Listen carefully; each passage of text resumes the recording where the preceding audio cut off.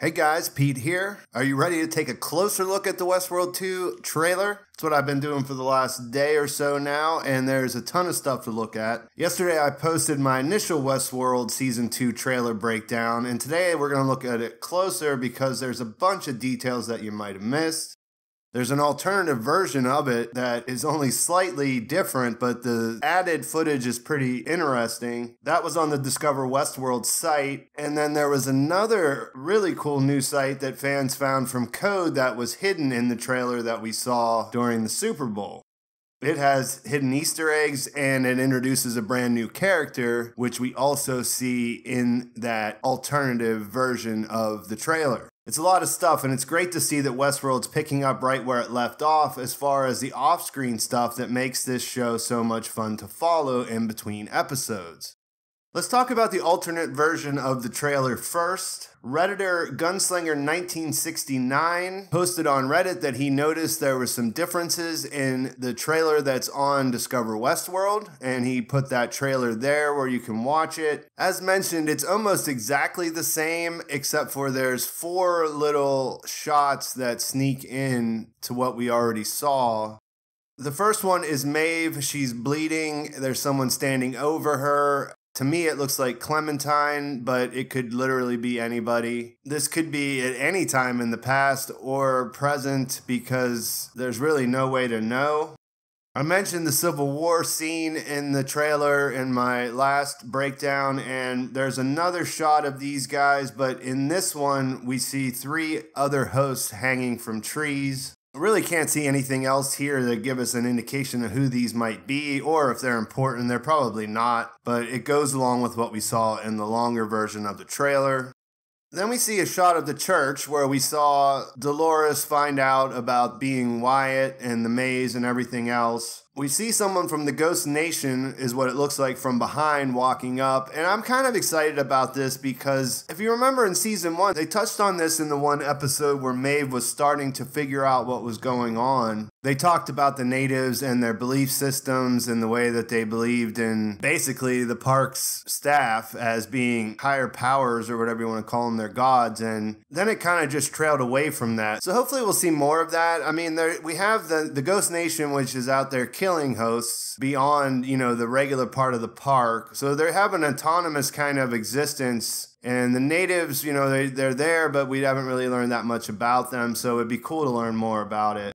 After that shot, we see a man who is bending over another character who we have no idea who it is. They have blood on their hands, so as they're touching his face, you see the blood. No idea who it is, no idea who's laying beneath him, but interesting for sure.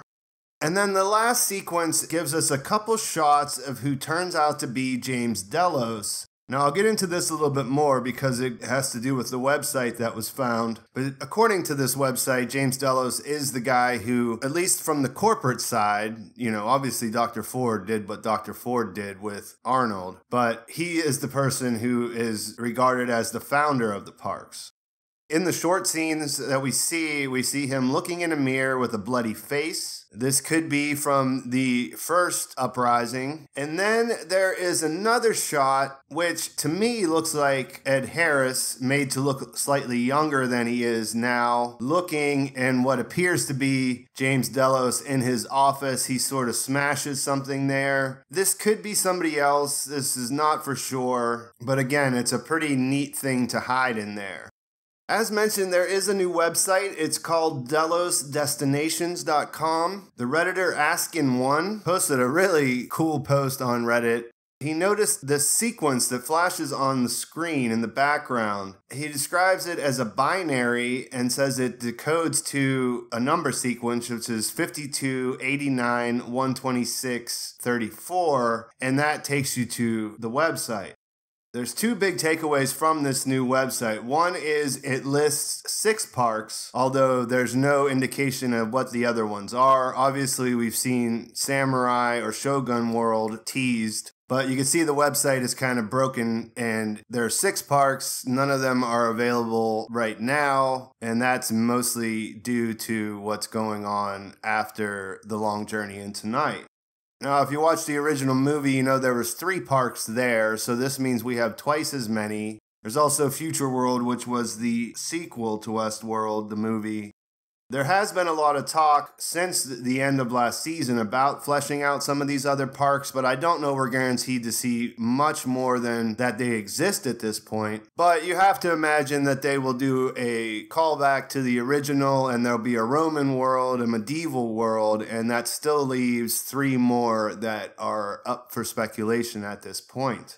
When you click on the Investors tab of that website, you get this Delos is More Than a Company page, and we learn about the founder, James Delos. Starts out saying, decades ago, a man had an idea as old as human ambition itself, that the only limit to progress is imagination, the ability to see a better world. Delos Incorporated was formed from that goal and nothing else, because James had nothing else. He used to joke that where he grew up, having dreams was like fighting gravity. But he never lost faith that his dream could take off, and now Delos is more than a name, it's a legacy. So we will inevitably learn more about this character. To me, it seems like it would just be, we'll see how the corporate side of things came to integrate with Dr. Ford's vision. We're not 100% sure if Ford's going to come back. There's quite a lot of people who think that he will, but nothing that we can say for sure that's evidence that that will happen. But given that the Man in Black looks to be younger, if that is him in that scene, and that we know that Jimmy Simpson's also coming back to reprise his younger version, much younger version, this could lead to the interesting side story of how Delos got involved and just more about how the Man in Black evolved into what he is.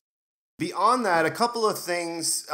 Jonathan Nolan, who is one of the showrunners and creators of the show, gave an interview to Entertainment Weekly where he discussed the ad. In yesterday's video, I asked about what you guys thought might be specific to the trailer, because Entertainment Weekly had said that there were certain things that were only shot for the thing. And a lot of people thought it was the Maeve sequence, which I tended to agree with, but Jonathan Nolan tells us that that's not the case. The only thing that was shot exclusively for this trailer was the shot of Dolores at the end where she talks directly to the camera. The rest is actually all pulled from the season itself, but the way that the interview describes it, they put some additional production into that Maeve scene to make it more of a Super Bowl ad kind of thing rather than just what it looks like in the regular show. So you guys were kind of right, but at the same time, that wasn't what they were alluding to whenever they had their first interview.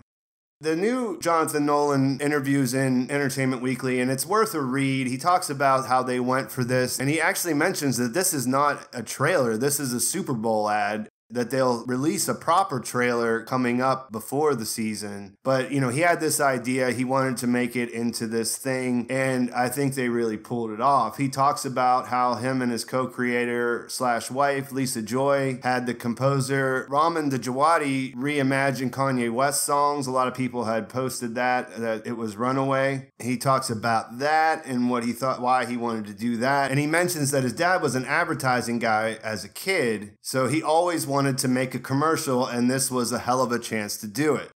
They also touch on the fact that Ben Barnes shows up as Logan and that Lewis Hertham shows up as Peter Abernathy. He talks about how we see them both in this trailer. The Ben Barnes thing is a little bit cool that I didn't realize when I watched it at first, that I thought he was outside of the park, but it's been pointed out that they are all frozen. Everyone around him's frozen except for him and the person that's accompanying him, the woman right next to him.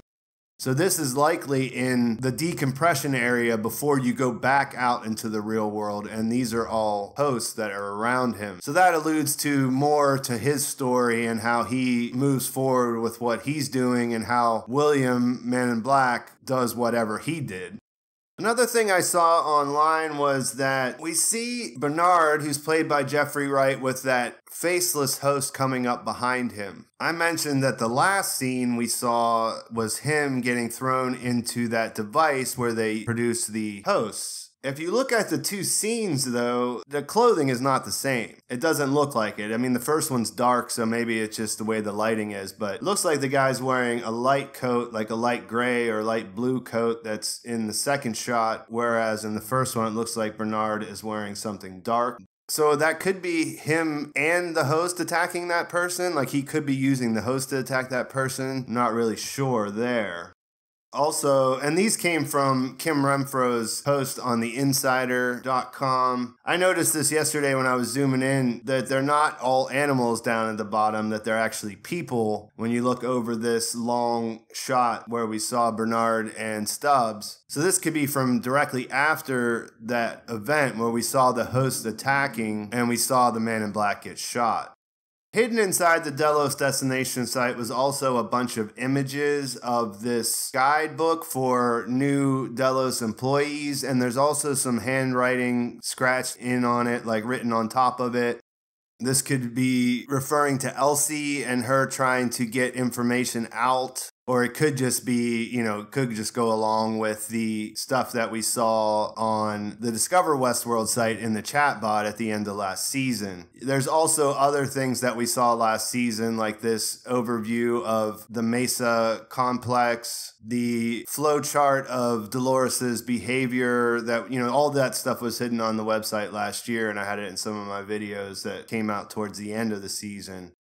But yeah, so it's just really cool to see that they're building this stuff outside of the show to keep us all interested in between. And that is most of the interesting stuff I've been able to come up with. Make sure you tell me in the comments about anything you noticed that you think I missed or these other people on Reddit missed. Make sure you like the video if you enjoyed it. Feel free to let me know about your ideas for future videos on the run-up to Season 2, which will be starting on April 22nd. Put that in the comments and any other ideas that you have. Make sure you subscribe to my channel. I plan on doing Westworld. Last year I was one of the few people who actually got into it, and now everybody's doing it. So hopefully some of you guys will stick with a fan who's been here since the beginning. If you do subscribe, you'll want to set up notifications so you know when the new videos come out. You can follow me on social media and get in touch with me over there. And definitely think about checking out my Patreon account and what we're doing there, because that's the fastest way to stay in touch with me and have influence on where the channel goes in the future. That's it for now. Thanks for watching, guys. I'll talk to you soon.